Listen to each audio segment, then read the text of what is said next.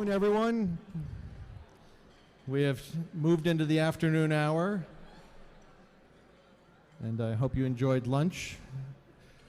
Please don't leave any desserts on the table. It's always painful for me to see those desserts left on the table. We want you to enjoy them.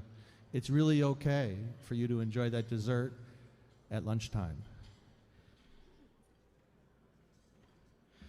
I'd like to let everyone know that today's presentation is being recorded, courtesy of our friends at Hamilton County Television and Logan Street Signs and Banners. We have Jim Wofford in the back. Thank you so much for being here to share the message. You're going to hear everything live, but we want to make sure that all residents of Noblesville and businesses in Noblesville have a chance to hear the mayor's message. The presentation will be streamed beginning late this afternoon. Jim has said around 3 o'clock. So if you know folks that could not be with us, tell them to go to Hamilton County Television and tune in. They're on multiple platforms, so we appreciate our partnership with Jim Wofford and his team. So we have a couple events coming up. Next Monday, our Women in Noblesville, our WIN team, is hosting their annual Wine and Wisdom, featuring Starla West as the program, but it's an outdoor event at Spencer Farm Winery. It obviously includes wine as well as wisdom. And so if you are a woman in Noblesville, women in business, leading an organization, we would encourage you to join us. It is an outdoor event next Monday with a rain date, should we need it, of the following Monday. You can register online. And just like to give a shout out to I know we have a lot of our WIN team over here to the right. We appreciate your leadership on behalf of the women in Noblesville and women business leaders. So we'd love to have you at that event. We also have State of the Schools scheduled for October 28th. So we're off schedule. We seem to be moving away from Wednesdays. So that is a Thursday. And you won't want to miss that either, because that is going to be your chance to see the new Noblesville Schools Community Center. We're going to be doing it on campus, on the school campus, and so you'll want to join us to learn more about the Noblesville Schools, what has happened over the past 2 years, and also where they're going in the future. It's always really enlightening, and Dr. Niedermeyer does a wonderful job. So there's also some new partnerships that will be coming forward that you'll see later in this year. We're excited to have ADP joining our team of partners, and you'll hear more about that coming forward. The name Peyton Marshall you'll become familiar with, and so I think Peyton is in the room over here, and we appreciate your support. We're looking forward to our partnership going forward there. We have a number of folks that are kind of shifting around, and so I do want to take this moment to give a shout out to Lorna Steele, who is leaving Noblesville Main Street and has served it aptly well, and we appreciate our partnership that we've had. We wish you great success as you head into the real estate industry, which I think is absolutely perfect for you. And so we want to thank you for your support of our chamber and the partnership that we had. Thank you very much, Lorna, for your service.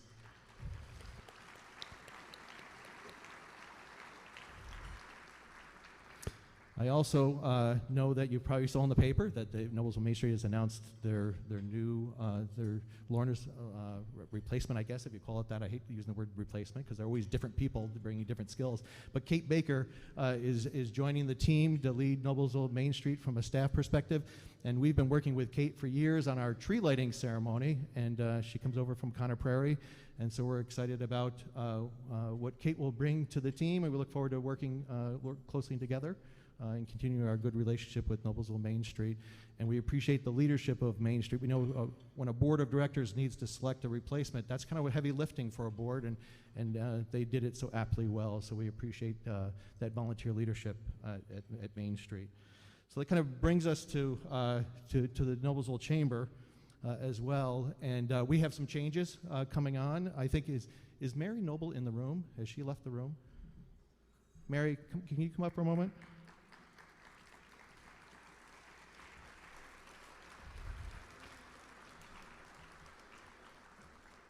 Mary has been with the chamber for 10 plus years is what we're going to say. And Mary is going to be leaving us. Today is actually Mary's last day. This is it. This is going out with a big luncheon.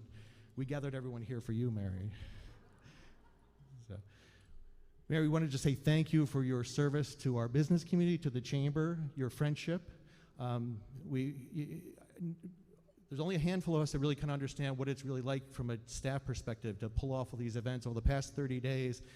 We had Taste of Business, we had a golf tournament, we launched a data analytic boot camp series, we have Wine and Wisdom coming up. We've had all these events just over 30 days, and it gets a little crazy. And Mary has managed to be even keel through all of that. And that's a task, because some of us are a little bit difficult to work for, I think. So, but I just want to say thank you. We wish you well. Mary is heading south. Can I tell her where you're going? No. Okay, we won't say anything. But Mary's got a great opportunity in front of her. But I just want to say, of all the work you've done, the thing that has impressed me most is how you're a mom to your two daughters. It's been impressive to see how you mentor your daughters, how they have just excelled and blossomed, and your commitment to them every moment of every day was so evident at work and at home, and you've done a fantastic job. And it doesn't matter what you do in work, because that's what really matters. And congratulations on being that tremendous mom. Thank you, Mary. Good luck. So.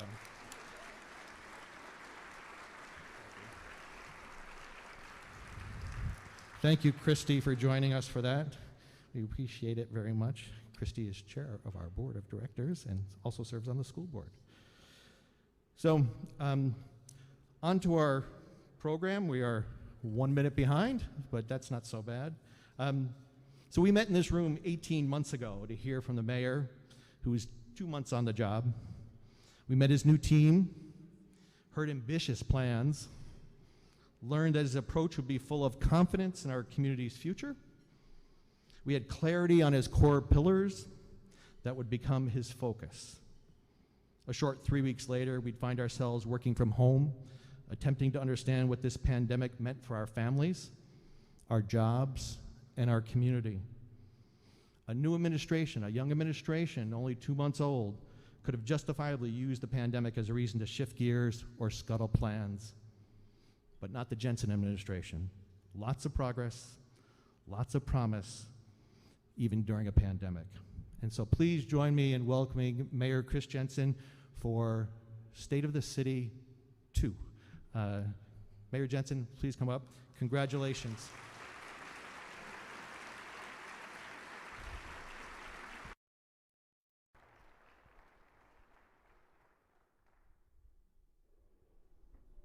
Video. What you normally be hearing is the sound to this video. You might have recently heard, because of 2020 census data, we are now one of the largest cities in the state of Indiana. Now, we know why people are moving here, because of our great amenities. Our schools, our businesses, our trails, our parks are all highly desirable assets. But with that growth comes traffic, let's be honest. Infrastructure investment is one of the top priorities of our administration. We have been working tirelessly over the last several years to improve our east to west corridors, our north to south corridors, and everywhere in between. So the purpose of the Pleasant Street project is to relieve traffic through downtown Noblesville. The goal is to relieve a minimum of 20% of this traffic. By doing so, we're providing another east-west corridor across the city. This project is priority number one for me in terms of infrastructure going forward. This is a way to enhance our downtown and leave a better historical legacy for future generations past my time here. We have made a lot of progress on the Oleo Road project. This project will help traffic flow in the area by adding capacity and safety improvements at the intersection. It's also going to greatly improve traffic in and out of Ruoff Music Center.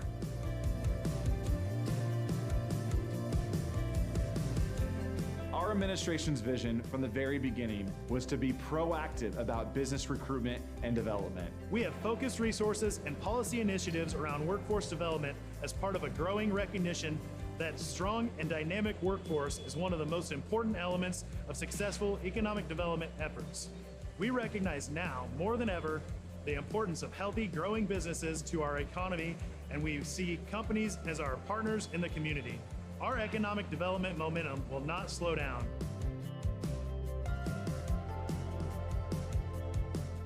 We've launched new programs such as Noble Act. So Noble Act is our ability and our ways to connect with the community that are suffering from mental health issues and substance abuse issues. This program is designed to get those individuals linked with appropriate services so they can be on the road to recovery. The fire department is really excited to team up with the police department on the behavioral health initiative.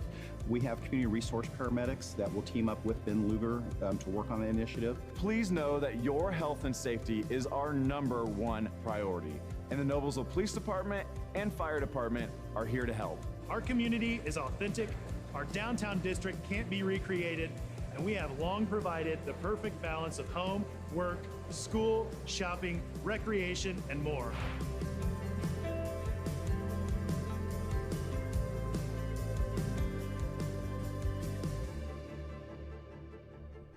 All right, well, good afternoon, everyone. Good afternoon, everyone. There we go. Come on. This can be interactive for a minute. I know you're sitting here eating another chicken dinner, looking at a politician speak, but we can have a little fun today.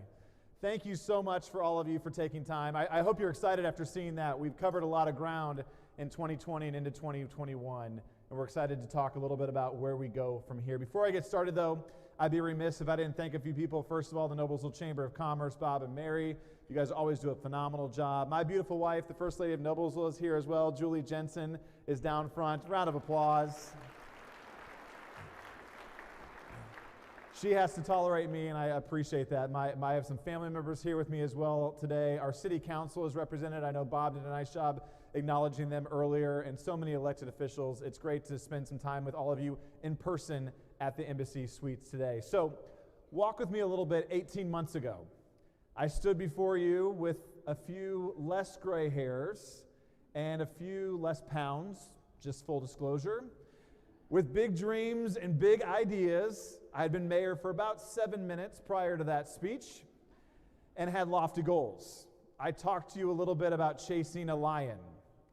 I talked to you about Benaniah, who went into a lion's den and beat a lion. And the subtext of that speech was all about, if your dreams don't scare you, then they're not big enough. Now, little did I know, about 5 minutes after that, a global pandemic would hit. And I laugh. I saw my predecessor in the room. John Ditzer is somewhere out here, right over here. Every time I see him, I ask where the global pandemic binder was that he was supposed to leave me in the mayor's office. We've yet to find that. But because of his good stewardship, the city of Noblesville was in great shape. And we had a choice to make. You all had a choice to make, whether you were leading a business, a school, an organization, or a family. Which way do you go when a global pandemic hits? Do you back it down, play it safe, keep your head down, focus on the job at hand? Or do you lean in to where you're going? We as an administration had that same choice. And actually, I want to pause and tell a quick story. Just the other day, Deputy Mayor Matt Light, who's in the room somewhere over there, gave me an article from Governing Magazine. I know why he gave me that article, not to inspire me, but to tick me off. The article was headlined, it said, "What Baseball Players Can Teach Politicians." And that's very appropriate for Matt with a baseball reference. But the idea behind the article was baseball players could teach politicians that some of the most successful baseball players play with the cards they're dealt. They're thrilled with a safe single to first base. They love a quick steal to second. My brothers are laughing that I even know those references here down front. So, but the idea was that they play with the cards they're dealt, and that politicians could learn from that, stay in their lane, keep their head down, and do their job. Now, ladies and gentlemen, if you were looking for somebody to lead the city who is going to play it safe, who was satisfied with a single to first or an easy steal to second, you hired the wrong guy. And quite frankly, then I hired the wrong team. Because we have chosen a year and a half ago to lean in, to bet on Noblesville and see where that takes us going forward. That has been our mantra. I wasn't going to stand here in February and ask you to chase the lion with me and then retreat into a different lion's den in March of 2020. We have stayed intimately focused on the 4 key pillars, and we laugh about those pillars because people are so sick of me talking about pillars. Every other day we add a new pillar. I think we're on 81. but we've been focused on our 4 key pillars: making strong investments in our infrastructure, protecting and enhancing our downtown, leaning in and being proactive when it comes to public safety, and being innovative when it comes to economic development and workforce development. So bear with me as we go on a journey talking about those 4 pillars today. And again, my goal is to not only rehash where we've been, but share with you some new ideas about where we go from here. So first and foremost, infrastructure. And we'll start and we'll travel from east to west in the city of Noblesville. Starting on Corpus campus, you saw our engineering department allude to this a little bit earlier. This east side of Noblesville is quickly becoming the gateway to our city. Not only is it a gateway for entertainment with Ruoff just up the street, or recreation and hospitality here at the Embassy Suites and other places, but it's quickly becoming a gateway to economic growth, to innovation, right, Andrew Murray? I'm going to come to that here in a minute. To other opportunities, and we knew that if we wanted to open that gateway to those visitors and those living in our city, we had to make real investment. So we invested nearly, as you can see, $8.5 million to widen both 146th Street and Oleo Road and add a roundabout over here to help traffic move in and out. And I can tell you our friends at Ruoff are incredibly grateful for that investment. Our goal as the Jensen administration is to be able to walk and chew gum at the same time, to make sure that we're making investments not only for today, but investments in the growth going forward. So travel with me a little bit west. My favorite topic and yours, Pleasant Street. Raise your hand if you have ever sat through a State of the County or State of the City speech with a Pleasant Street flyover. Yes. Certainly most of you have, because we've been talking about it since 1987. This road has been on our thoroughfare plan since 1995. But I can guarantee you, you've never experienced a flyover quite like this. You're now traveling eastbound from Hague Road onto the new Pleasant Street extension. You're currently behind Mustard Seed Gardens, heading towards River Road into downtown. This road is essential. I've always said if Indiana is in fact the crossroads of America, then Hamilton County must be the crossroads of Indiana. And I'll take it a step further. If Hamilton County is the crossroads of Indiana, then its county seat, its most historic city, really should be the crossroads of Hamilton County. So you see, this project is no easy lift, and I give kudos to Ali Krupski, Jim Hellman, Andrew Rodewald, and the entire team who are day in and day out going 100 miles an hour to get this project done, even when I call them at night and ask them to go 110. They do it, and I'm proud to say that this $125 million investment that will reduce traffic over 20% in downtown, and if anyone travels in downtown Noblesville between 4:30 and 6 o'clock, I can tell you the problem has not solved itself. This investment will reduce nearly 30% of traffic in downtown Noblesville, and I'm proud to say that we'll be breaking ground on this project at the end of 2022, and that deserves a round of applause.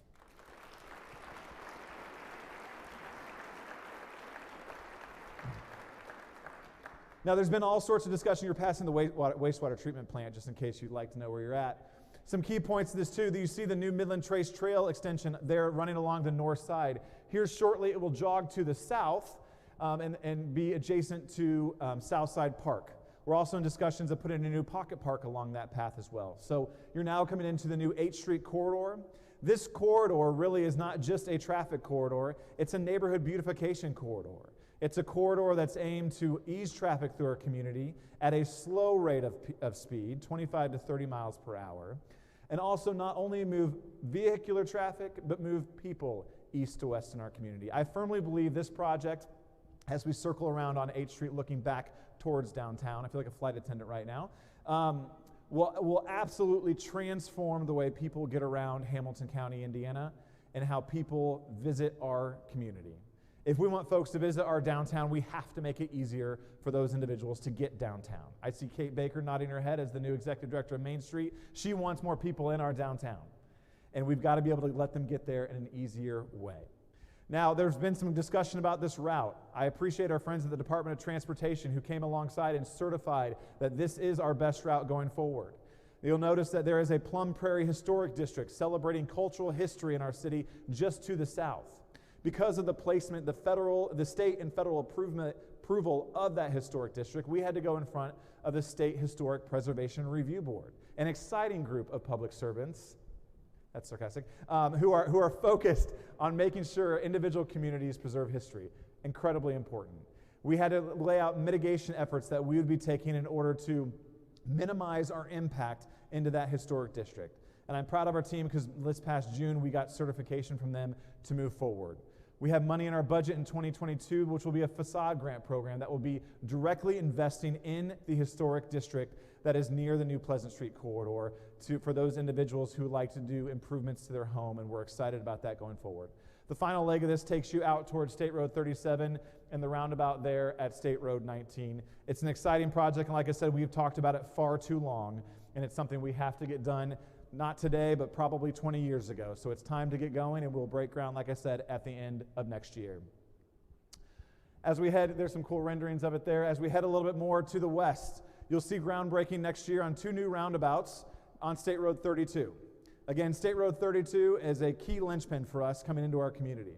You'll see the first roundabout right next to Riverview Hospital at State Road 32 and 38. I can tell you we've been working in close contact with our friends at Riverview Hospital to ensure that they have full access to that hospital during construction. That's a huge partnership for us. They're one of our largest employers in Noblesville and obviously are a key linchpin to public safety within our city.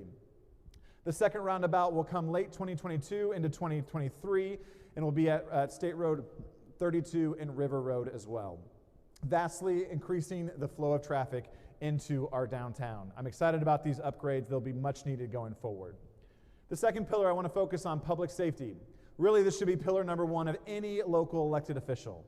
The job of any community leader is to make sure we have a safe community. Nearly 47.8% of our annual budget is focused on public health and safety, and it's rightfully so. I'll talk a little bit about our COVID response. I'm proud of the fact that we first of all, have celebrated and honored our first responders. If there are first responders, police and fire in the room, if you'd please stand and be recognized.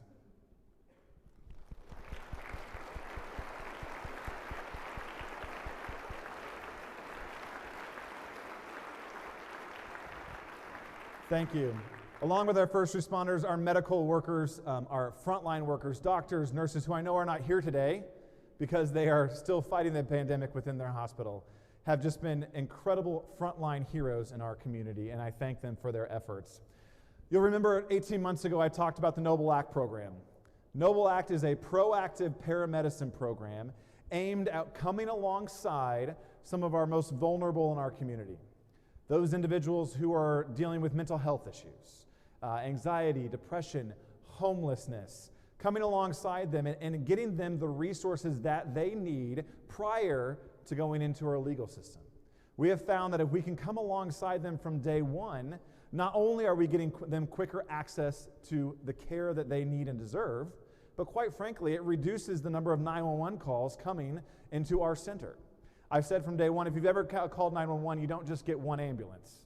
You get the whole shebang coming at you. Those are dollars flowing out of our system out to support the public. Much needed support, but oftentimes if we can get those folks support ahead of time, we can reduce those calls and have a drastic fiscal impact on the city of Noblesville. I asked our friend Ben Luger, who heads, you see him there. He's about 14 years old in that photo, by the way. I asked him for some data points, which I think will be really interesting and tell the story. Immediate detentions in the city of Noblesville in 2021, there were 180 of them. I'm sorry, in 2020, 180 of them. In 2021, year to date, there have been 199 immediate detentions. Now you may say that number seems like it's going the wrong direction, but actually it's because of our willingness to talk openly about the Noble Act program. It's the training we've given our first responders to witness and identify the need for immediate detentions. That is going up, and that's a good thing. Those are individuals who are getting help immediately within our community before they go on to harm themselves or others. I'll also say that the crisis response team within Noble Act, their numbers have increased as well from 180 in 2020 to 207 in 2021. Again, that may seem like going the opposite direction, but we know there are folks in our community that need help, they need assistance, and we have to get to them right away, and I'm proud of the team and the boots on the ground that we have doing that. Underneath that, our mobile integrated healthcare system. We have community resource paramedics that are not only coming alongside those that are most vulnerable, but are also working with our senior population. The senior populations tend to be some of the most frequent flyers to 911 when it comes to trips, slips, or falls in their homes. We're working with the Senior Center and the Shepherd Center to go into their homes, allowable, to work with them to reduce the trip hazards within their home. Our community-based paramedics also went into folks' homes during COVID when we were on lockdown to help administer medication that they would oftentimes need to go to a medical facility for. And they're also going into homes every single day to help vaccinate those against COVID-19. So those are incredible, incredible people stepping up to the plate to make our community more and more safe. Our 2022 budget also calls for additional resources in this program because we've seen those direct results in the overall safety within the city of Noblesville. Speaking of safety, Noblesville Police Department is one of the best in the business. We're going to be investing in 2022 on a new a de-escalation simulator training room for them. We know that they're oftentimes faced with crisis situations when a call comes in. We want them to be able to train real time with real-time scenarios in order to keep our community safe. This is a great partnership with many of those community-based programs all across our city. And again, training is job number one for our first responders. If they're trained to handle the situation will be much smoother when they get there. And we're excited to invest in that going forward. And then finally, our Wellbeing Coalition. We've talked about well-being for the last several years as part of a key pillar of our campaign when I was seeking this job. We had no idea what kind of well-being we would need until COVID-19 hit. We knew early on, from an early day, when I saw that more people had killed themselves in Noblesville because of suicide versus COVID-19, that we had an overall mental health and well-being issue in our community. We started talking openly about that through Mental Health Monday, through the different sources that we've reached out to through Noble Act about mental health. And at the same time, our friends at Noblesville Schools were a step ahead of us. They had been talking about mental health for several years prior to us. So Beth Niedermeyer and I, the Noblesville Schools superintendent, decided it was time to combine our resources. And I appreciate her coming alongside me in this effort. Actually, I would like to take a minute, and if Beth Niedermeyer and Dave Mundy would stand and give them a round of applause, because not only do they deserve it,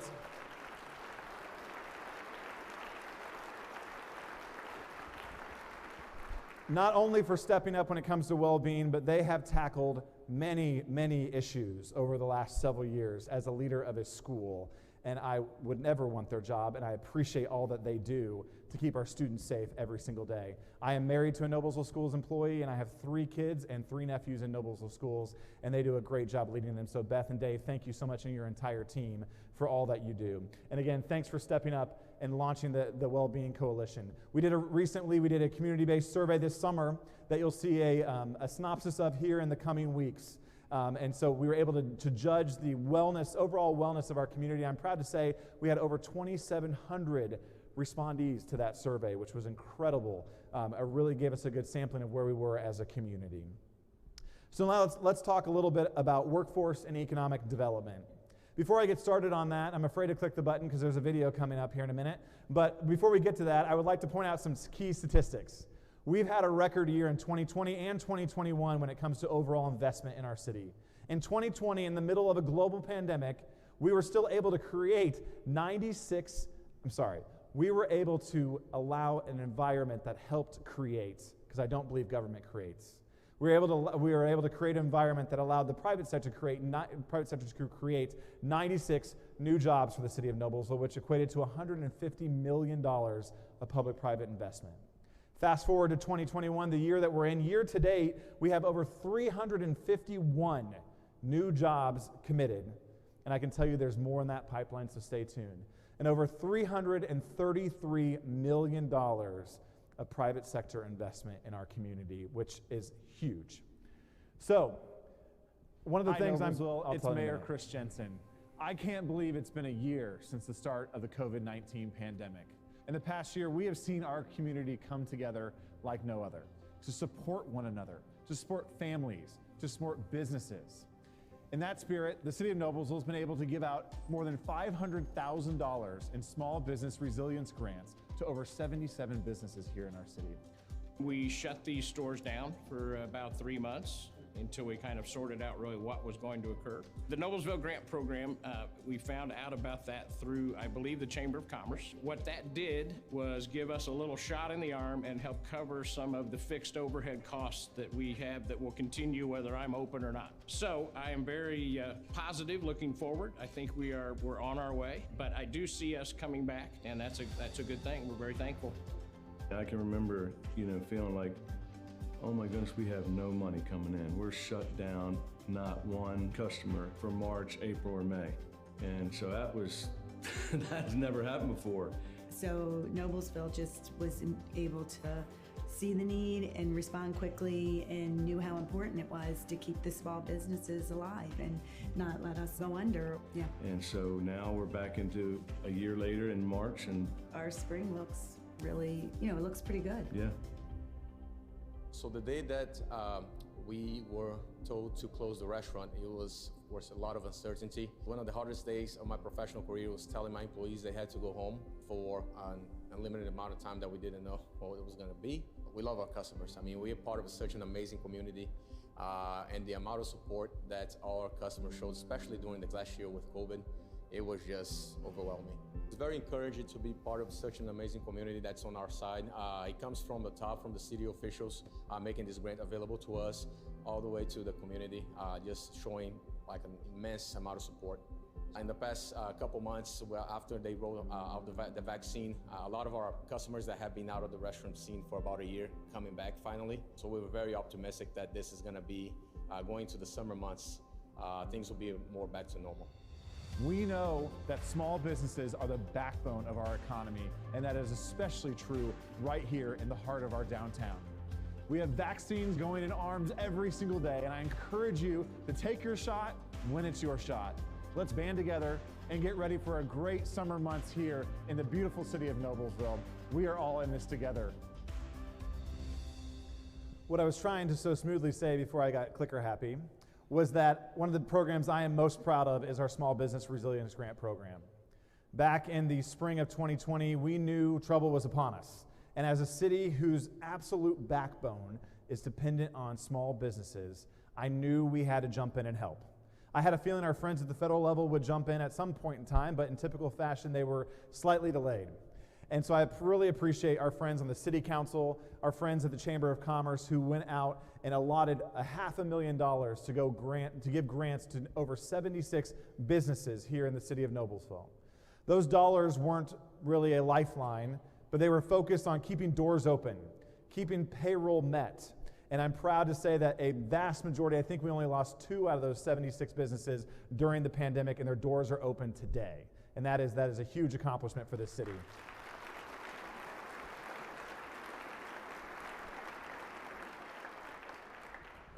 This past spring, we partnered with our friends at Patch Development to break ground on the Washington Business Park. This is 75 acres of prime real estate located adjacent to State Road 37 that will allow for 11 parcels to be built upon. This is a $70 million investment. We know that companies are ready to move to Hamilton County. We know in Hamilton County that Noblesville is an attractive spot for them. Part of that attraction is making sure that we have shovel-ready sites where they can land. We've already had several announcements in the Washington Business Park, and I think you'll see several more over the coming days. We're very excited about it. So let's talk a little bit about some new ideas. We've done a great job rehashing where we've been, so let's talk a little bit about where we're going to go. You'll see, if you ever travel along, this is Washington Business Park, if you ever travel along 146th Street, which I know you all do, and you probably loathe it every chance you get to do that, we are partnering with Millhouse Development to reconstruct and redesign the northwest corner of 146th Street and River Road. This is a $118 million investment. It's mixed use.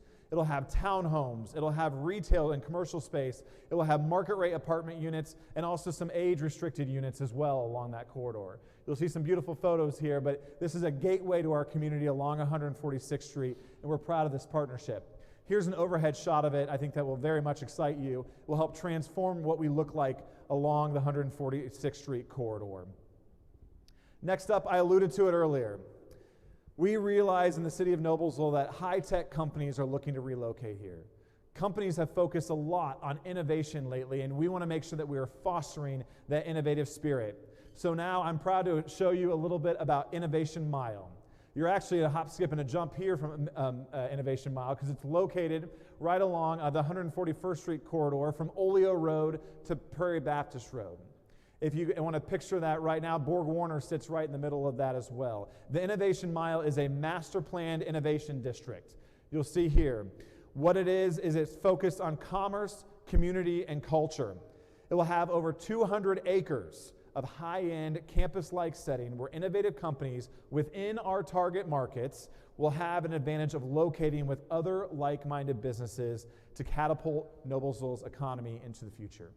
As I mentioned, Borg Warner's already located here. It's adjacent to great companies like NextSpine and Helmer Scientific.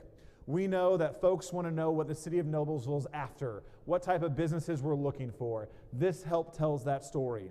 We're looking for high-tech companies focused in the med-tech, scientific world that are innovative, creative, looking for a collaborative space, that love food trucks that you'll see here in a minute coming through here.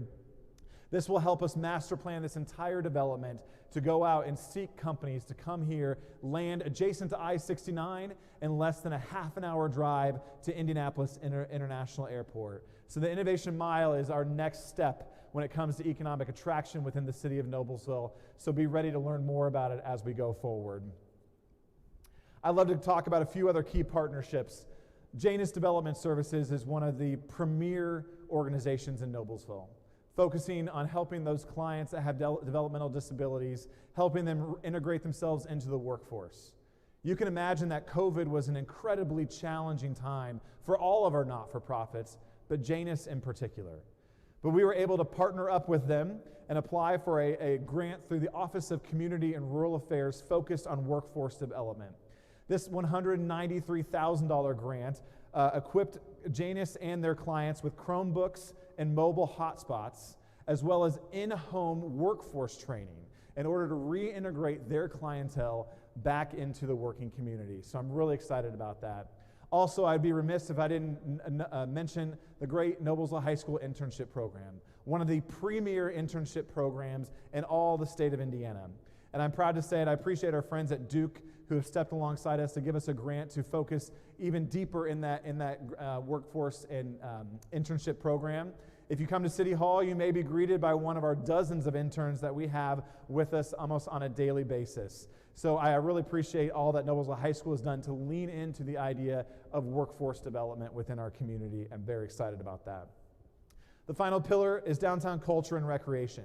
If you've been downtown lately, you've seen a few changes. You've seen a little dirt moving, some traffic rerouting.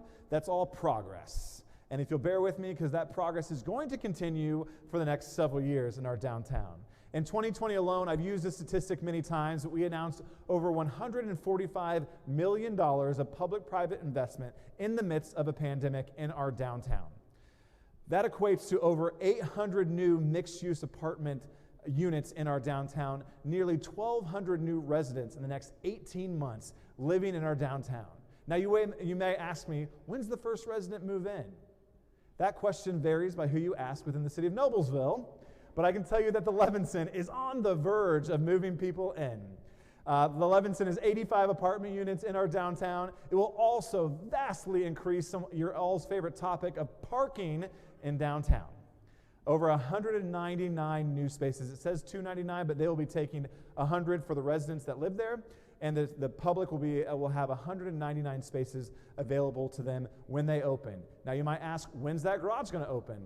On or before October 1st. Right, Sarah Reed? Right. That has been a point of contention in my office for a little while. We're really excited about this. The Levinson is a nearly $30 million public-private investment. It's completely going to change the way your downtown experience happens, to give you parking accessibility, new livable options. If you haven't stopped by there to take a tour, please do. Now, you might ask me, what's going to go on the ground floor? And I can tell you, I wanted to tell you exactly who it is, but here in the next coming days, I will tell you that a high-name premier establishment will be putting a new restaurant on the main floor of the Levinson. So stay tuned for that announcement in the coming days.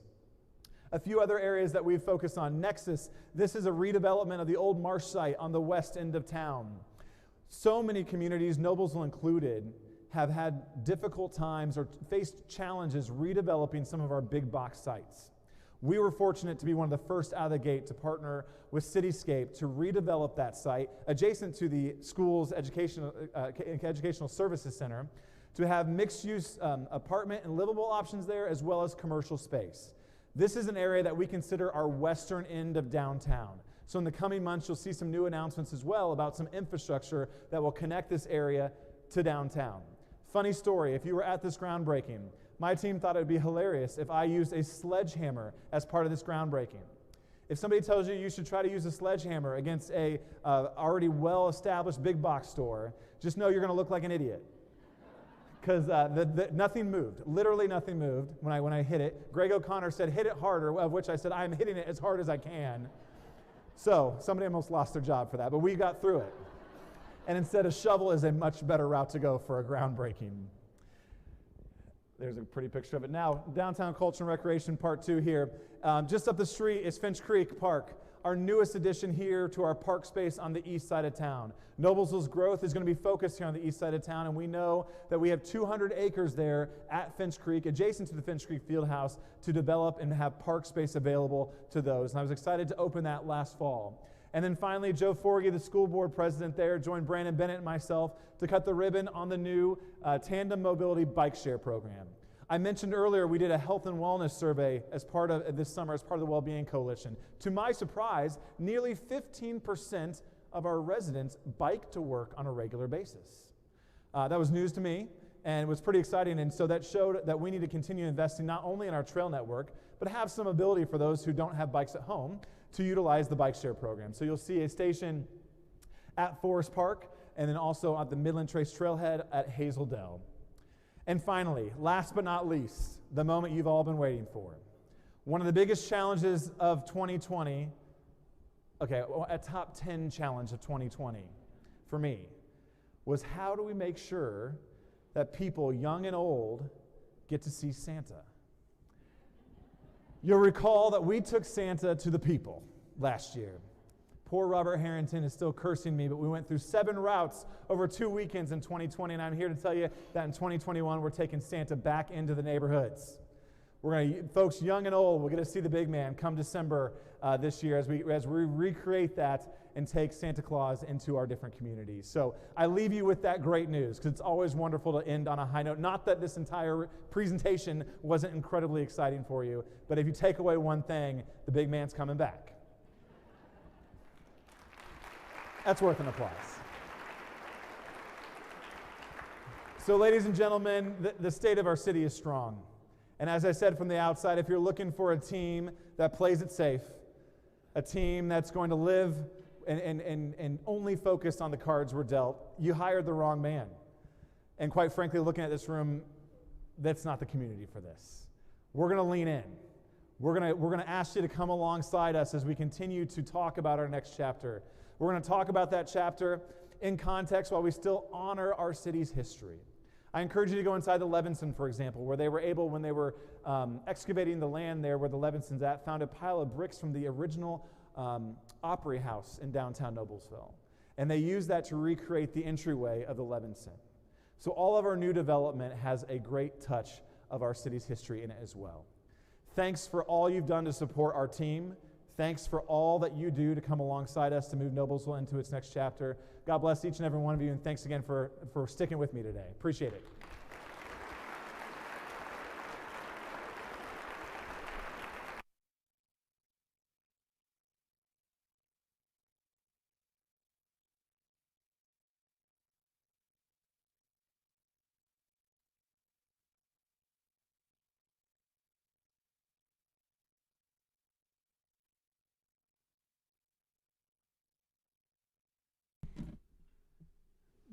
That happiness will carry you into the week. Absolutely. Mayor Jensen, thank you so much. Thank you for your commitment to our community. You know, from the business community perspective, we need growth. We need responsible growth and growth that makes sense for our community, that fits for our community.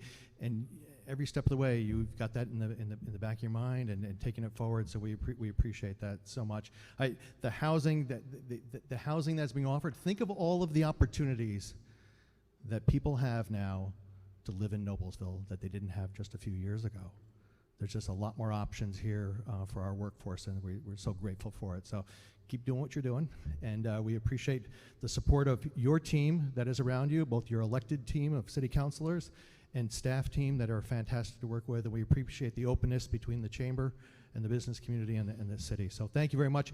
Folks, I don't want to see it like I'm preaching, but it's really important that you go out and share the message of what you heard today about the progress in Noblesville. Help us spread that news. Help us convince others that this is the place to be, to come here to work, to come here to play, and come here to live, and come here to be educated as well. It's a winning community. It's a great time to be in Noblesville. So thank you, Mayor. Keep doing it. And thank you all for attending today. We hope to see you at our State of the Schools next month.